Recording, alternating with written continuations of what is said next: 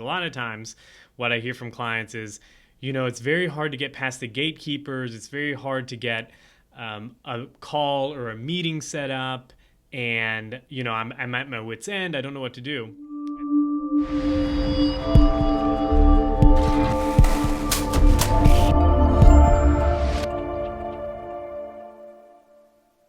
Hey there. Well, every now and then, when you pop into your inbox, you're thinking about, man, what am I going to post today? What kind of content am I going to create for everybody?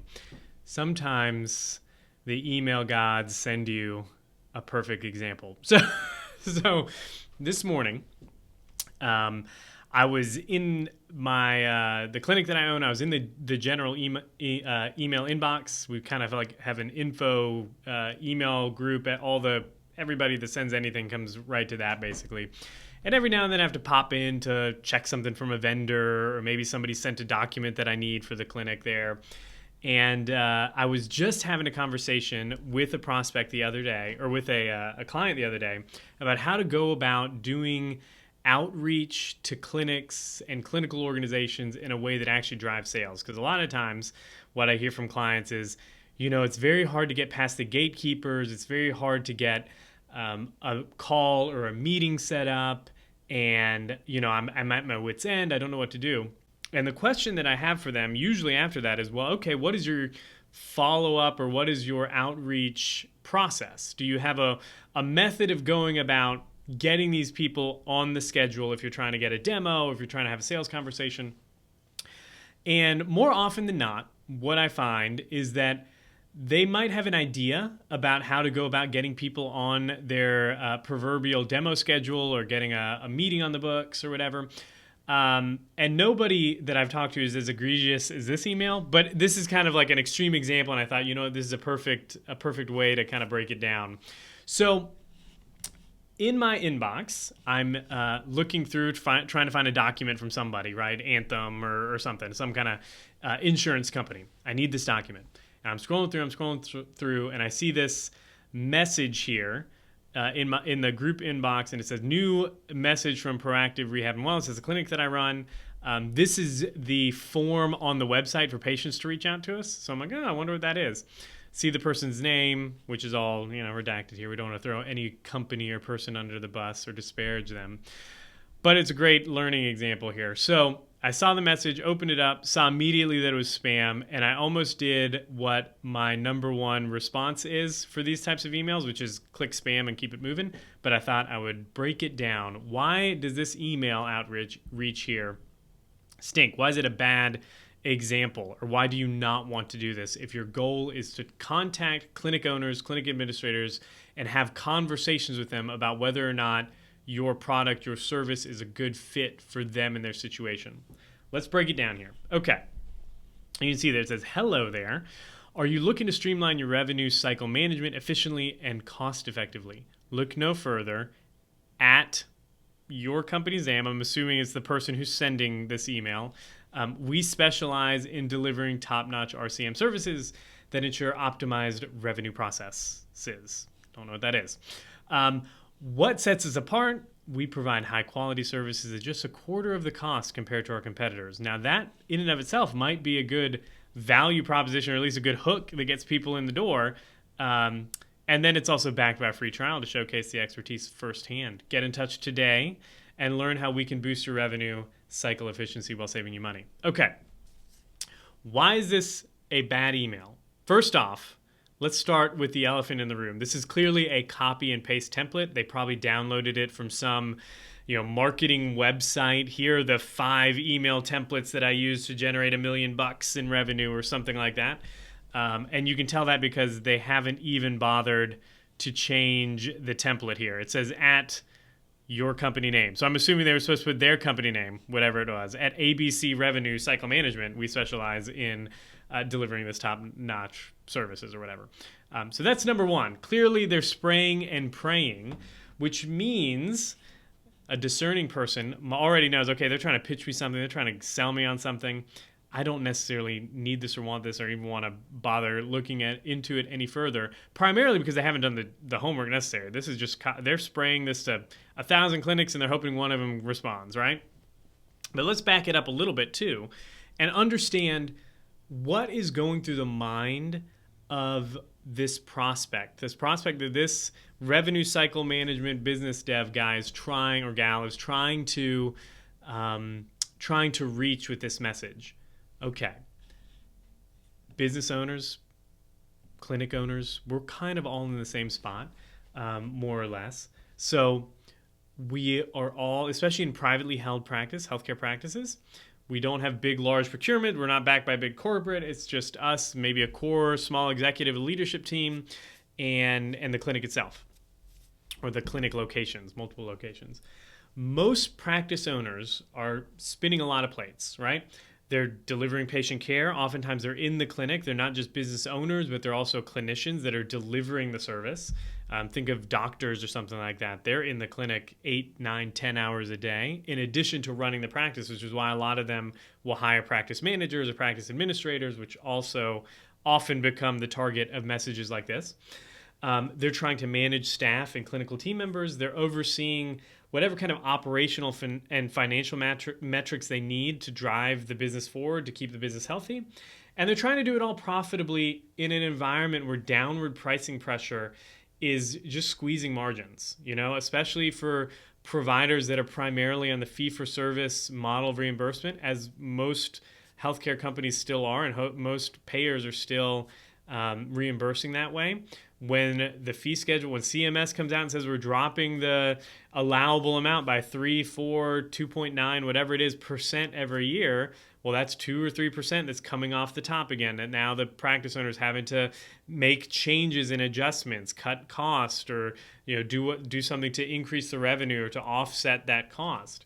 So that's the environment in which they're operating. Every time they check their email, their voicemail, or if their staff is leaving them a sticky note or a message note on a notepad, 9 out of 10 of those messages often is someone pitching or hawking some kind of service at them that they're going to have to pay for, right? That's what practice owners see. They're not really thinking in terms of, oh, what is the investment or the return on investment for this offer that is being presented to me? It's like, okay, how much money does this person want me to spend with them? What is it for? Do I even need it? Is it worth my time responding? That's what's going through their minds. They're not thinking about return on investment. They're thinking in terms of, I'm already squeezed tight. The margins are getting tighter. There's downward pricing pressure.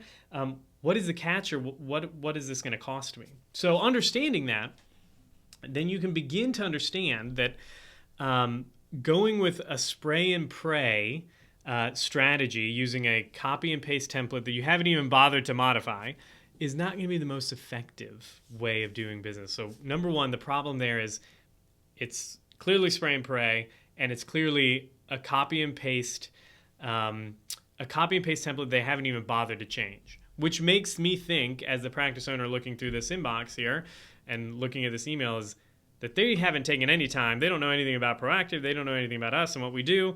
They're just spraying this to 1,000 clinics in the area and hoping that one of us responds, that one victim responds, right? The next problem with this message is it doesn't leave with any value, right? It dives right into a pitch. It gives an offer and a pitch.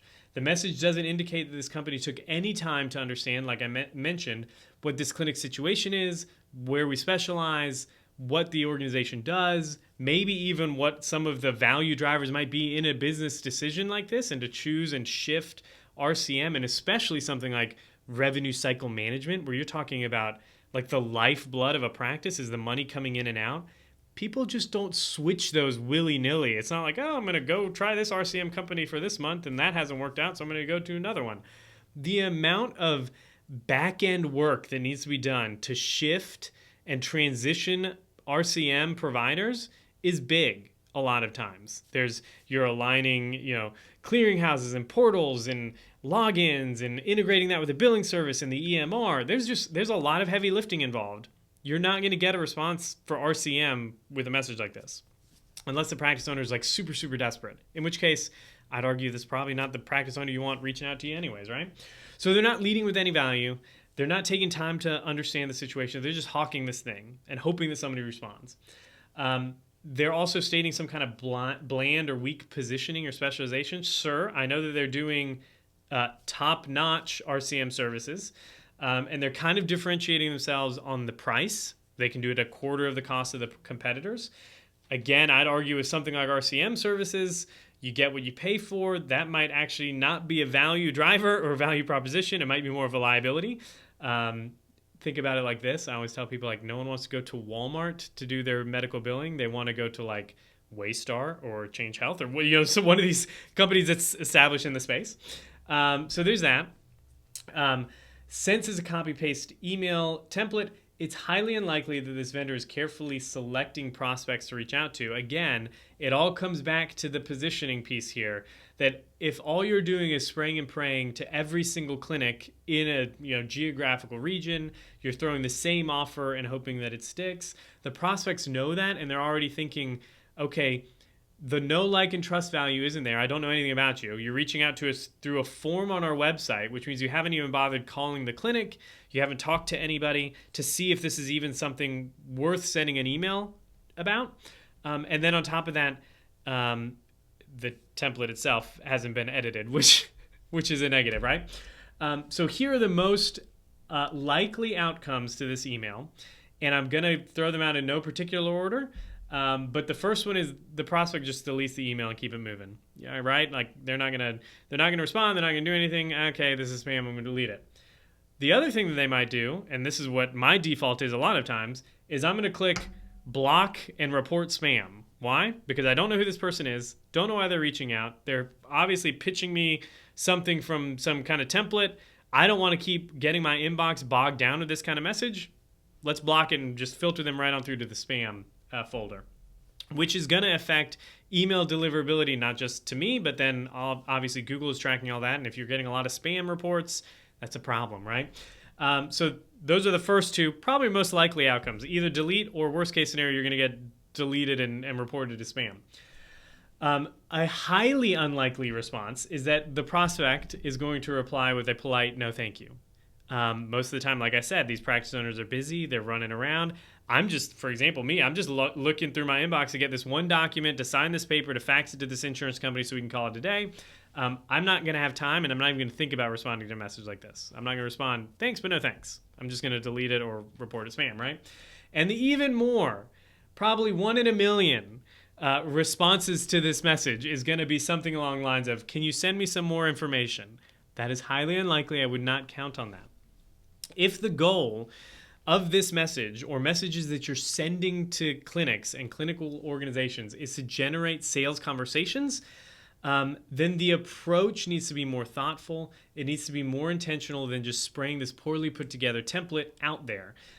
Here's what you need to do. You need to craft a strong positioning, because the positioning is going to drive who those targeted outgoing messages are for, right? You're not just going to be looking for every single clinic in a geographical region. You're going to be looking for a specific type of clinic where you know you can deliver solid value. And that's one of the things you lead with in the initial outreach. I would almost argue that you don't start with a cold email. Maybe you start with a conversation either at the front desk or with the clinic owner.